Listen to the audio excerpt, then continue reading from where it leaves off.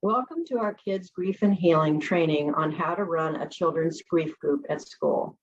I'm Darlene Green, and I'm an art therapist and children's grief counselor at Hospice of the Piedmont. And I'm Allie Lothar. I'm a social worker and children's grief counselor with Hospice of the Piedmont. We often tell children that grief is like a journey, and we refer to our grief camps as Journeys Camps. Please follow along during this presentation with the guidelines document. This document will provide more details on each session. First, we wanted to let you know that we offer school grief groups, and we would be happy to arrange a group at schools within our 12-county region. If we are unavailable to meet your timeline, or you'd just like to try running your own grief group, we wanted to offer these guidelines on how to run our groups. Our school groups are closed groups so that the same children come to the group each week, and new children are not added to the group. Our groups are 6-week groups, and sessions are 45 to 60 minutes long. We find that groups work best with 5 to 10 students. It is important to interview parents prior to including a child in the group to make sure that they will be suitable for group. It is recommended to wait at least 2 months after the death before joining a group. The 6 topics we cover in the sessions are introduction to the group members, grief, changes and feelings, telling your story, regrets, coping and support, and memories. An art activity is planned for each session to go along with the grief topic. We use a talking stick or other objects for students to hold while talking. We cover the rules at the start of the first few sessions. We ask that children respect each other and listen. Students are asked to talk only when holding the talking stick. They can pass when they don't want to talk during their turn, but we encourage them to try. We discuss that the group needs to stay private so that everyone feels safe and what is said in the group does not leave the group. All devices should be turned off. We explain confidentiality, that as group leaders, we will not share what is said outside of the group unless the student talks about hurting themselves, someone else, or someone is hurting them. In the first group, we start out by giving each student a pocket folder that they will keep their work in until the last group session. Each student is given a desk name card to use each week, which is made by cutting a piece of cardstock in half and then folding it in half again so it stands up on their desk. Have art materials available so they can decorate their name tags with stickers and drawings and words describing their favorite things.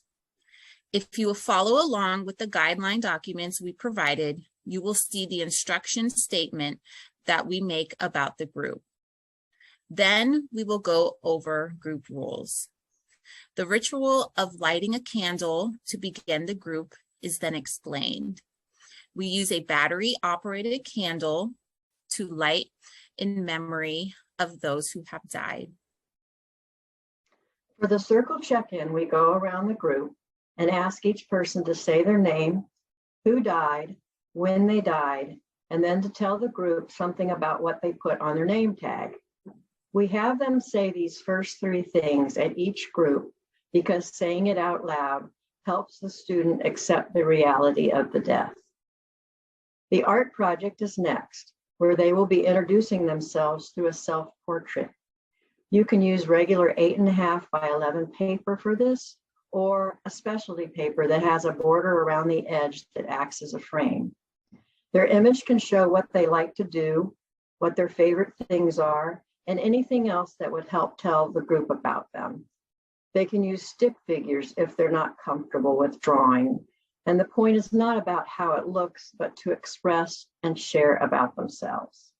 Then after the drawing, they go around the group again, and you allow them to share their portraits. The way all groups are ended is to tell them what next week's topic is and then extinguish the candle. All the materials for the sessions are listed at the bottom of the pages of your document. In the second group, we cover a lot. While students are joining the group, art materials can be made available so they can work on decorating their pocket folder or do free art. We start out the group with a review of the rules and then light the candle. We go around the circle next, and like last week, they will say their name, who died, when they died, and this week they will say something that they like the group to know about their person. Next is a short explanation about what grief is like. The idea of changes is presented, all the changes that occurred after a death. Students can then have a chance to go around and say a change that has happened to them. Feelings are then discussed. There is a different explanation in your curriculum depending on the ages in the group. Students are asked to share about what feelings they've experienced and what things that they do that help them feel better. The art activity suggested is also different for different ages. For the younger children, they will do a watercolor of their feelings as the weather. For the teens, they will use colored tissue paper torn and arranged on cardstock to represent the feelings they've been experiencing. Students are then given time to share their artwork, and the group is closed in the same way as the first group. This is the week that the students tell more about the story of their special person. We go over the rules again and then light the candle. When they go around the circle, they share their name, who died, when they died, and something about their person that the group doesn't already know. Then hand out the list of prompts and describe their person and go around the circle again and give each student a chance to answer one of the prompts. As time permits, continue going around the circle and having students choose prompts to answer. The art project will allow them to tell much more about their person. Similar to their self-portrait, they will draw their person and show what they like to do, their favorite things like sports teams, colors, foods, and then they each have a chance to share their drawing. Close the group by reminding them to take care of themselves and the topic for next week, and then blow out the candle. The topic for week 4 is regrets or unfinished business. Start the group in the same way, and when they go around the circle this time, they're going to say the name, who died, when they died, and ask them to tell about a silly memory or something fun they did with their person. After explaining about regrets, give the students a chance to write down on a sticky note things they did or did not do or say that they wish that they had. Then they can go around the circle and share some of these. Give them the option afterwards to throw these sticky notes away or keep them in their folder. The second part of the activity is for the younger students to create a goodbye hand. They will trace their hand on the paper, and on each finger, they write what they would like to say to them now, or if they weren't able to say goodbye before the death, what they would have liked to say. They can decorate their image as they wish. For teens, instead of the hand tracing, they can either write a letter to their person, make a drawing for their person, or they could choose to write a letter from their person to themselves. Close the group in the same way as the other groups. Coping and support are covered in the 5th week. During the circle time, besides the same 3 questions the students answer, ask them to also tell the group one thing they do that has helped them with their grief. The importance of self-care is explained, and then there is further discussion on how they currently take care of themselves. After this, ask the group who they go to for support. This could be parents, counselors, or teachers, or friends. For the art activity, students are given the age-appropriate self-care handout. The activity for the younger child is to draw a tree with roots and branches. On the branches, they write those people who support them, and on the roots, they write activities they enjoy doing using the list for prompts. For the older students, ask them to put a check by all the activities they regularly do, and then circle the ones they'd be willing to try. Discuss other things that students do that help.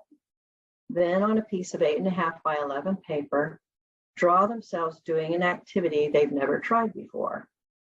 Then they'll share their drawings and close the group as usual and make sure to remind them that next week is the last group.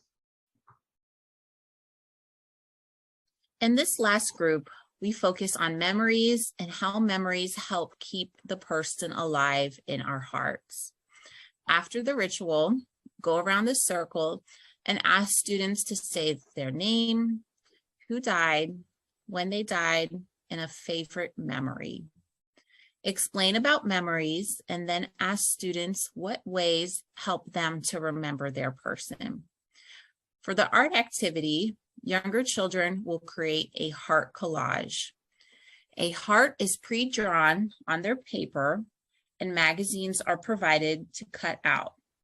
They will look for pictures that remind them of their person or draw their own picture of what they want to keep in their heart. For the teens, they will create a watercolor scribble. Have them use a Sharpie to draw a controlled scribble where they freely move their pen around on the paper, creating overlapping lines and shapes. Then they will write in the shapes they made different characteristics and memories about their person. And the last step is to watercolor in the shapes. Then go around and have them share in the circle. As you do the closing ritual, ask each student what was the most important thing they learned during their time together, and remind them to take care of themselves. If you would like to know more about grief in general or children's grief, here are 2 videos that we recommend. We've also created a PowerPoint presentation on children's grief and the programs we offer to the community. Thank you for viewing this presentation. Please let us know if you have any questions and we will be glad to help. You will find our contact information in the guideline documentation provided.